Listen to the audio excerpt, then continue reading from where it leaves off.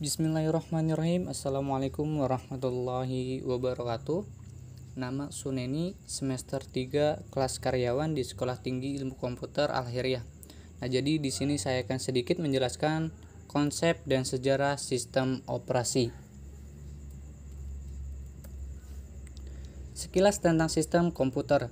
Sistem komputer pada dasarnya terdiri dari komponen utama, yaitu hardware atau perangkat keras, software yang terdiri dari sistem operasi dan perangkat lunak aplikasi, firmware, user atau sumber daya manusia.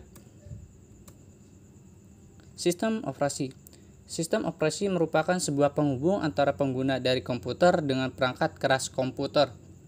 Pengertian sistem operasi secara umum ialah mengelola seluruh sumber daya yang terdapat pada sistem komputer dan menyediakan sekumpulan layanan atau sistem call ke pemakai sehingga memudahkan dan menyamankan pengguna serta memanfaatkan sumber daya sistem komputer.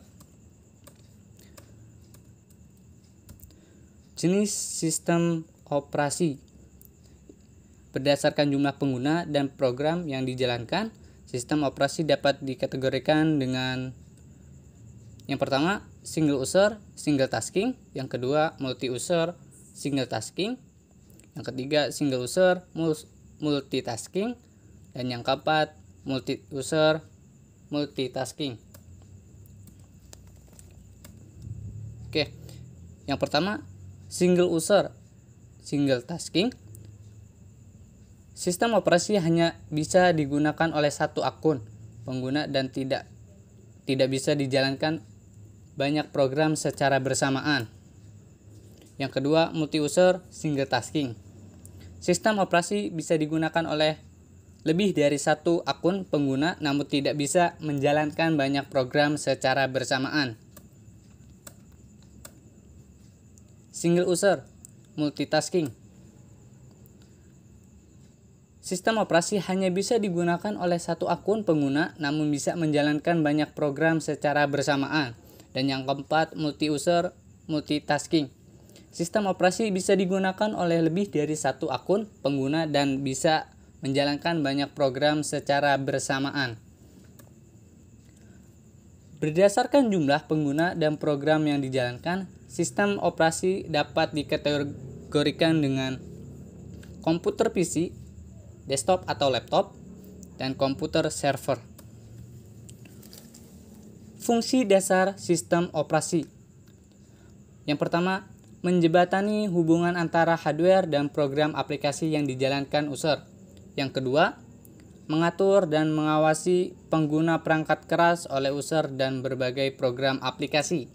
Yang ketiga, sebagai program pengendali dan bertujuan untuk menghindari kekeliruan atau error. Yang keempat, manajer sumber daya hardware seperti mengatur memori, printer, dan lain-lain.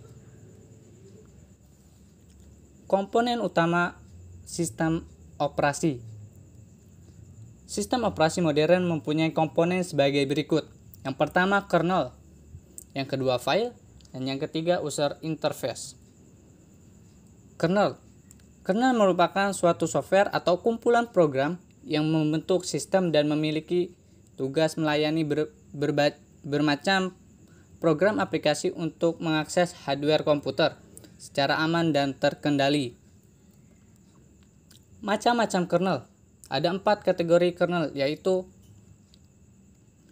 monolithic kernel, microkernel, hybrid, dan echo kernel. File. File di sini merupakan file-file yang dibentuk dan dijalankan oleh sistem operasi. Sistem di sini juga berarti sistem berkas dan file sistem yang dimiliki oleh suatu sistem operasi. Selanjutnya, user interface. Sebuah sistem operasi memiliki karakteristik bentuk, interface atau tampilan yang menjadi interaksi antara user dengan komputer.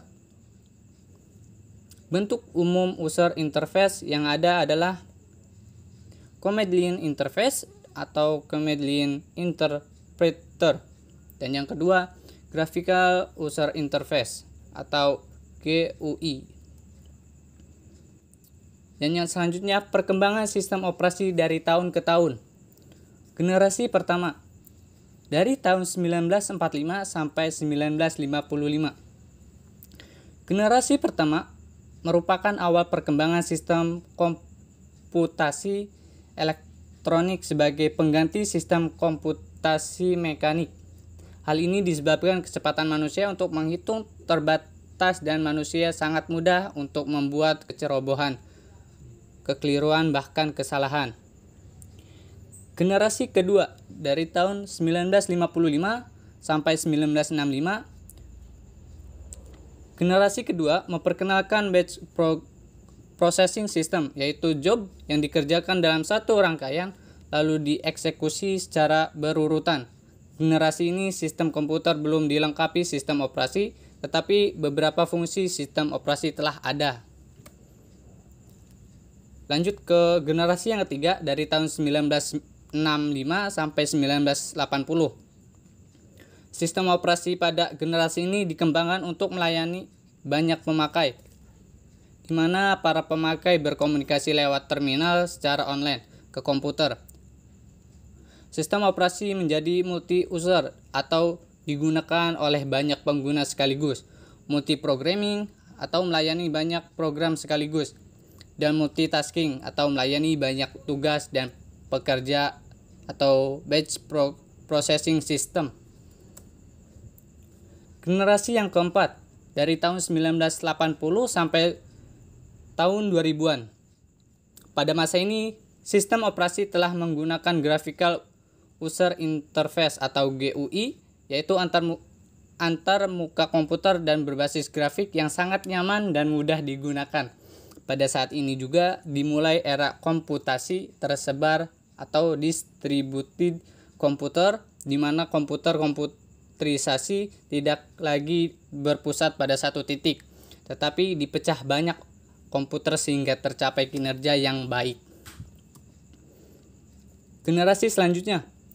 Pada masa ini dikenal sistem operasi yang berada dalam sebuah sistem operasi dan sistem operasi bergerak atau mobile pada perangkat bergerak seperti DPA, Pocket PC, laptop, netbook.